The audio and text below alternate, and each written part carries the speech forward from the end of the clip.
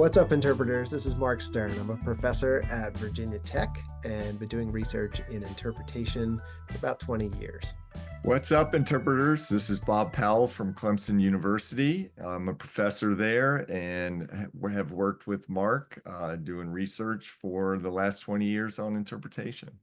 What's up, interpreters? This is Heather, your Corporate Engagement and Partnerships Manager at the National Association for Interpretation. What is up, interpreters? I am Paul Caputo. I'm the Executive Director for NAI and co-host with Heather on this episode. Marc and Bob, thank you so much for joining us. It's great to get to see you in person again. Yeah, it's a pleasure. Thanks for inviting us. Yes, thank you. You all have been the editors of the Journal of Interpretation Research for how long now? It's been probably 5 or 6 years. Yeah, Okay. 5 or 6. 5 or 6 years as editors of the Journal of Interpretation Research. It's one of the most important things that we do as an organization is to support the existence of research. I'm going to start with a really basic question. Why does it matter to the field of interpretation that research is being done? Well, Paul, that's a great question. This is Bob, and we write about this quite a bit in the journal, as a matter of fact, but it's grounding the field in evidence is probably the biggest reason to support research and to utilize research as a practitioner, is really understanding what are those practices, approaches, and techniques that you might use that are grounded in sort of research and sort of vetted, basically. I'll jump in and add on that.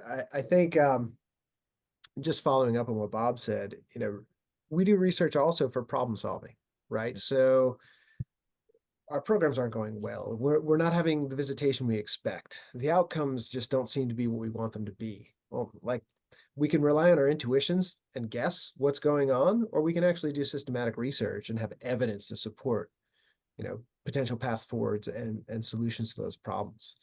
When we're actually doing the research, a lot of what Bob and I do is trying to figure out what practices lead to better outcomes for participants in interpretive programs. And what we find, and having observed hundreds of programs each all over the country, is as interpreters, we often assume that what we do works in a certain way. Research can help us get better and break out of some pigeonholes that we often end up in sometimes. If something that we did worked great 10 years ago, and this happens to us as professors too, right? If I did the same thing in the classroom that I was doing 10 years ago, I might be run out of the building, right? So we want to keep up with the times. Best practices change over time too, and research can really help us understand what that is. And the last reason I'd say we do research is, as we all know, finding funding for interpretation and supporting interpretive staff positions is difficult. Without having some sort of proof about the outcomes that interpretation can achieve, it's really tough to justify those positions. So we can also use research for justification. What does an interp actually do for an organization or for anyone who might hold some purse strings to fund it? You both are in academia. How do you know what to research? I mean, because you're in the classroom, do you have partnerships that you use in order to know what fixes need to happen or what research needs to be done?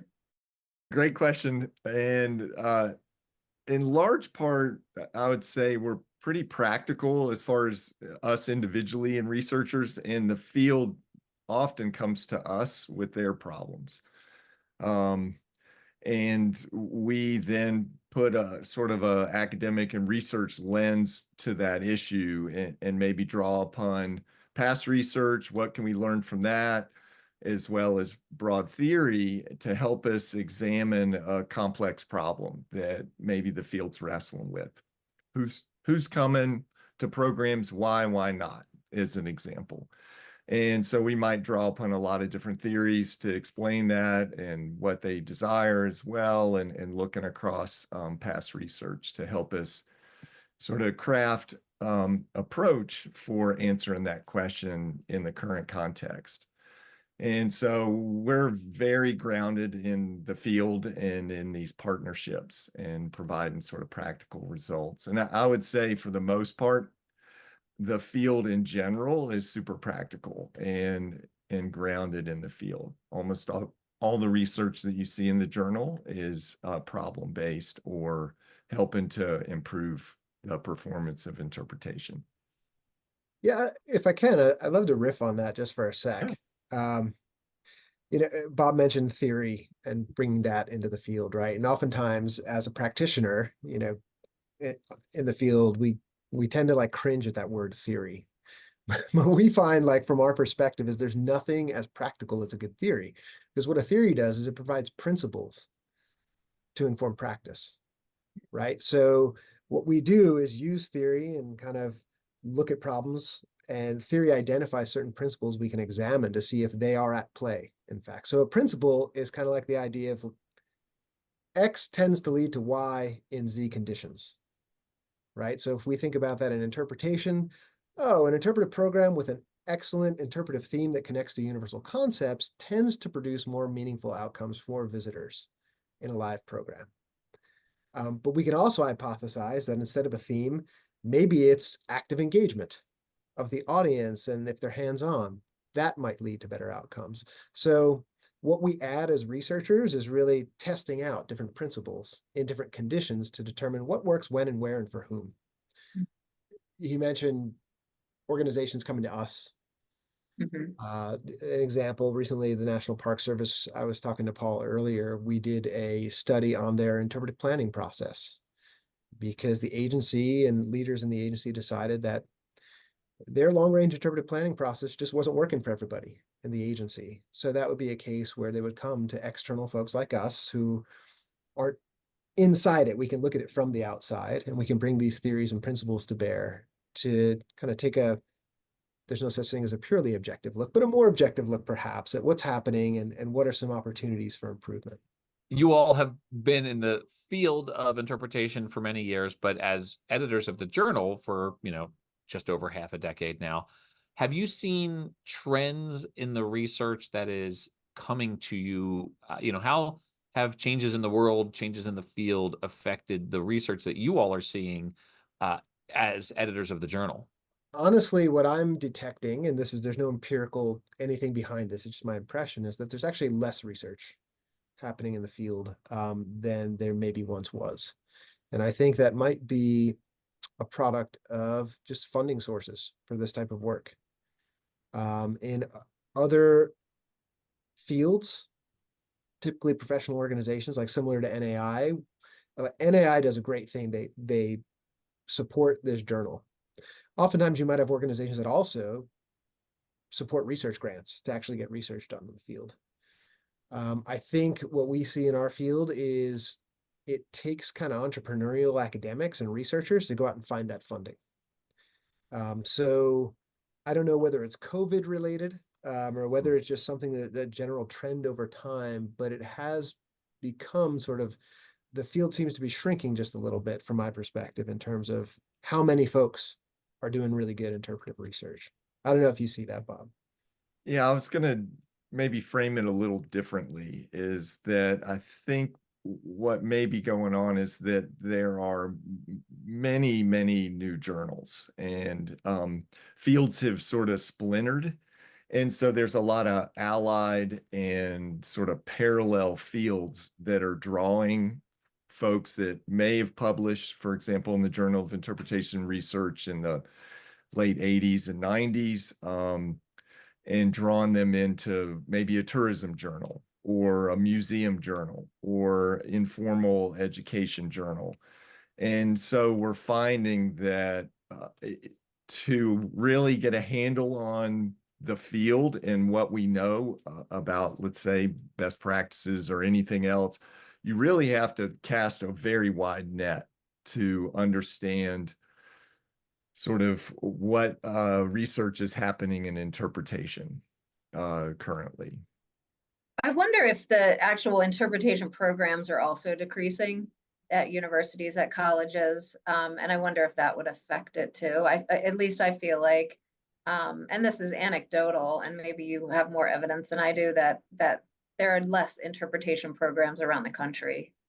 There are less programs that are explicitly providing like a master's degree in interpretation or something like that. There are And there's a slight decrease in, for example, parks, recreation, and tourism management style programs. Forestry and environmental studies programs are growing or staying pretty flat. So it's really just whether individual academics are studying those things, like Sam Ham and a lot of those kind of early researchers that were doing a ton of work, Bill Hammett.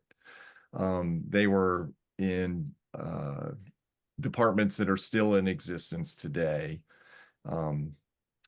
It's just sort of where, I guess, maybe a little bit where funding is, a little bit where just research interests and kind of challenges that the broader field faces. Is there a research project, or has there been a manuscript that's appeared in JIR, which is the acronym we use internally for Journal of Interpretation Research? Is there an article that we've published? Is there research that we have published that has surprised you? That's a great question. That question was something of a surprise. Yeah, exactly. And not to advertise our own work, but Marc and I, when we came in to becoming the editors, Marc and I did a big sort of synthesis of the last 10 years of research and summarized it. And that's a great place for practitioners to start and to look if they want to kind of see what's surprising, what is surprising coming out of research. There's a few things. There's an increasing focus, not surprising, just like at our conferences, increasing focus on diversity, equity, and inclusion. And there's some really great insights coming from that work that I think's pretty informative. It's sometimes a little counterintuitive occasionally, which is pretty cool. And there's been a lot of emphasis on using different technologies to help answer kind of broader questions about who's coming, different ways of understanding your visitors and visitation to museums, aquaria, parks, these kind of informal settings. And so that's also been pretty interesting and surprising and provides good insights for folks. I'm curious about, but I don't know either of you, except for I went down a few rabbit holes when I knew I was going to do this interview. And I know, Marc, I think your bachelor's degree or something was social ecology. Bob, I'm not sure about yours, but I'm wondering when interpretation showed up in what you were doing. Did you know going into college when you were that young? Or like most people, was it something you're like, oh, interpretation, it's called something? Well, that's a great question. We have really different backgrounds too. So I mean, I started, my bachelor's was in natural resources, and then I worked as an environmental consultant before going back to grad school. As an undergrad, I had a job teaching backpacking courses and wilderness skills classes. So I was an interpreter. I didn't really know that's what it was. And it wasn't really until I was doing my graduate work and I was studying conflicts between national parks and the people that live around them, in the Smokies and the Virgin Islands and in a site in southern Ecuador, that I came to realize the importance of interpretation, not just for what we typically think about it, visitors and enhancing their experiences and sending them away with new meanings, but also for brokering relationships with local residents. What you interpret makes a huge difference to your park neighbors and the people who feel more ownership in a site. And that really sparked my interest in pursuing a lot more and learning a whole lot more about interpretation. 5 years later, I found myself teaching it, at Virginia Tech. So it wasn't a direct path. I didn't take an interp class as an undergrad. And same, not a direct path at all. And when I was an undergraduate at University of North Carolina, they didn't even have an environmental studies or a Parks and Rec program, anything like that. So I have a BS in interdisciplinary studies and sort of designed my own major. And then I spent about 20 years as a guide and more in the kind of adventure tourism settings. Worked on 6 continents, primarily focused on whitewater and sea kayaking expeditions and trips and managing those companies. And I was particularly interested in the educational component of those experiences and how you can make or break those experiences, but also, facilitate almost transformative experiences in those settings. And so I reached out to Sam Ham and Stephen Kellert and a number of folks that are interpretation researchers for my master's and PhD work. And so that's how I got in it, was more from the practical practitioner side of things. How can I leverage my 20 years of experience and learn a little more about how to do things better using research? So I'm going to change the pace a little bit here. I feel like technology is advancing faster than we can do effective research on it. Mhm. So how because a research project sometimes, certainly takes months, sometimes years. And, by the time years are up, our technology has changed, sometimes exponentially. So how can we do research that assesses new influences on the field of interpretation while still keeping up with the, changes as they're occurring? Yeah, this is a great question, Paul. And I think for us as researchers, what it really requires is partnerships Mm. with folks who like have these specific skills who, like there's interpretation happening on social media, right? Mhm, But mhm. we could sort of study that in sort of a clunky way if we did it on our own, but we need to partner with folks who like, no, that's their thing. They actually study those exact things. I think it also just speaks to the importance of keeping a research program ongoing. And like Bob and I have been lucky enough to be able to find funding to keep our research program ongoing pretty much continuously since around 2006, 2005, somewhere in there, such that we're able to track these changes as we go. As soon as one study's coming to an end, another one's already ramping up. And we can kind of see like not just technology, but as like just generational change. Like techniques seem to shift and audiences respond differently. So I think there's sort of continuity to see those changes, but then just partnerships with people who have the skills to to really look at digital technology and the impacts that those have. And I would just add to that COVID was a great example of sort of requiring researchers to be nimble on their feet, is what I would say. Is we had some research projects and some kind of outreach projects going at the time that we needed to pivot like everyone else to online.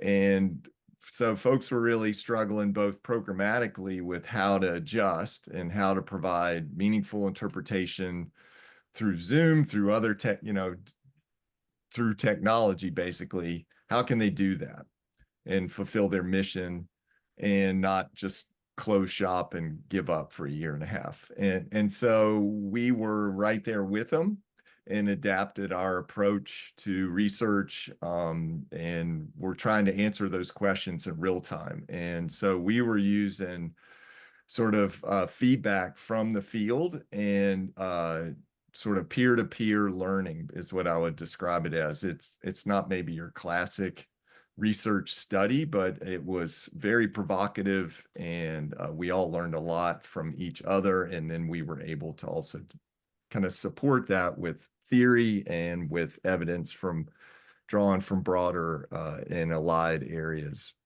and helping them sort of make that transition and to be free to experiment as well. But that here's some theory that might guide on how to make Zoom more experiential or more fun for folks, so it's not just sage on the stage, as an example.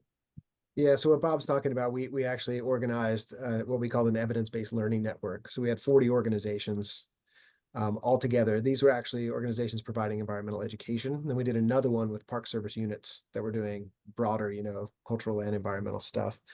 And so we were sort of the research nerds who could provide like, here's what the theory says, here's what the research says. They could all experiment with different things in real time. And then we had monthly online meetings where we were debriefing what they were doing, and they were cross-pollinating ideas with each other. And then we're actually having them collect data on their programs. So we were actually doing research as well to figure out whether the adaptations they were making were helpful. It's pretty cool. So add one more thing to that. It's not just collaboration between researchers. It's really like creating a community of practice around change. And that's what we were trying to do. And we have some ongoing projects that are similar to that now. And it's kind of some of the most rewarding stuff we get to do, because we get to like be shoulder to shoulder with the people doing the good work. And I mean, just the nuance of what Marc was describing is don't want it to be lost on the audience here, is that in effect, we're in real time providing evidence for changes in a particular program or approach, right? And so we're working directly with those folks to provide that evidence, that if you want to call it evaluation, we like the term evidence more, that you're continually learning. It's not good or bad necessarily, but you're trying different things, and we're providing that evidence in real time for them so they can make changes if their audience change, as demands change, or they want to just try something new. So it's really super cool. It was very cool from our perspective, or my perspective anyway, seeing the pivoting that was happening with programs going online, what was working, what wasn't working. Marketing came into play. Exactly. And there's still a hunger for that information. I mean, because some folks did it real good and they were, they want to continue what they were doing. But there's still a lot of questions about it and sort of what to do, but they don't want to lose that sort of virtual portion of their programming now, because they see how enriching and important it can be in their programming. That's true for NAI as well. Yeah. Oh yeah. And reaching new audiences, right? Totally. You could be doing programs in the Badlands and talking to a group in New York City or whatever, and so, or around the world. And so it really opens things up, and there are ways to make it much more interactive and not like the sage on the stage kind of want thing. Right. I mean, certainly the accessibility that came with so many virtual programs was amazing, really. Exactly. Bob, your reference to sage on the stage sort of made me think of this. Are there factions within interpretation research? Is there like the thematic versus dialogic, and like, don't meet in a dark alley at a conference or something because there's going to be a big fight? What are the factions that exist in interpretation research? I'm not sure there's really factions that much amongst researchers. There's different areas of expertise and interest. We ask different questions, we use different methods. But I wouldn't say factions. I mean, if there are divides, it might be, leaning toward quantitative approaches, with p-values and stats versus qualitative approaches. But there are plenty of researchers, like us included, that mix those things. There are folks who are interested in like what leads to better outcomes in programs and really measuring outcomes, sort of evaluation kind of research. I think there's another group that looks at the bigger picture of interpretation writ large, like the organizational aspects. There's another focus on visitors and who are they and why are they coming or why are they not coming. So, but I don't think I've sensed that there's, put us in a dark alley, we'd probably all grab a beer and like hang out and talk about cool stuff. Yeah. Yeah, I think there's maybe some folks think there's a little bit of a big divide between a dialogic approach versus a thematic approach. And what we're seeing in both practice as well as in research is that they're kind of two sides of the same coin, and that it's degrees and they're just tools in the toolbox, and they're not a one size fits all. And so that divide melts away pretty quickly when you see things out in the field, or when you're talking to practitioners or to researchers as well, that it's based in large part on the same theories. There's some subtle differences, but in large part, there's some similarities there, at least in practice on how it's being applied. Well, thank you both for a smart answer to a dumb question. So Marc and Bob, what are you working on now for the journal? Well, we actually have a pretty large research project going on now in partnership with the National Park Service and the National Science Foundation, where we have a team of 6 graduate students traveling the country to dozens of national parks, and they are observing hundreds of live interpretive programs. And we did a similar study about 10 years ago. And the idea is they're tracking about 60 characteristics of those programs, systematically observing the programs, what are the program delivery techniques, what are the aspects with setting, all kinds of stuff about the program. And then we're doing visitor surveys. So we're determining what difference does this actually make for visitors. So if we have all those variables on the left side of the equation, what did they do? What were the setting? What happens? And then we have visitor outcomes across a really large sample, say 400 programs, we can say which of those practices and contextual variables actually tend to lead to better outcomes for visitors. So the real question of the study is what leads to better visitor outcomes in live interpretation. So we're pretty excited about that. Our first field season has been going this year, is right now, and we'll be finishing the field work next summer. So we should have some pretty cool trends to be able to report on, hey, in what conditions do certain approaches seem to work best for visitors? And one of the things, for folks that are kind of wondering what do the results look like, is we're providing broad trends and kind of broad principles for the field to consider. It's not thou shalt do this and not this approach, but more really broad principles and practices that tend to consistently lead to better outcomes. It's not saying you can't experiment and try other things, but that on the whole, if you do these things, you tend to have better outcomes. Well, Marc and Bob, like I said, it's been such a pleasure to get to actually see your human faces again and to have a conversation. Looking forward to seeing you in St. Augustine for the conference where you will be hosting the Journal of Interpretation Research Roundtable. That's hard to say. It's a lot of R's in there. So it'll be great to have this conversation where people can learn how they can get involved with submitting their research projects to the journal. Speaking of the journal, how do people submit research? Yeah, that's a Great great question. question. Go ahead, Yeah. Bob. And so there is a manuscript central portal that's part of Sage Publishing. And you just Google the Journal of Interpretation Research. It'll take you to a landing page. And there's actually a button that says submit articles here. And so you follow that. And it sort of guides you through the process, and it's a bit clunky, but you work your way through a couple steps and submit your article.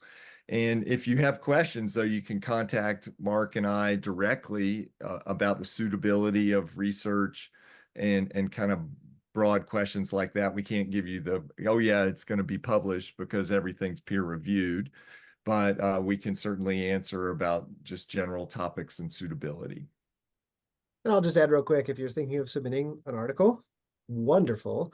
On that same website, the Journal of Interpretation Research website, which is part of Sage Journals, be sure to click Submission Guidelines. It gives you everything you need to know about what the expectations are and the different article types we accept. Thank you. Marc, Bob, thank you both so much. And thanks for all that you do for NAI and for interpretation. And we will see you at the NAI conference. We'll look forward to seeing you actually in person, not just over these ones and zeros and pixels here. So Marc and Bob, thank you. Thank you. Looking forward to seeing you. See you in St. Augustine. And interpreters, that's what's up. What's up?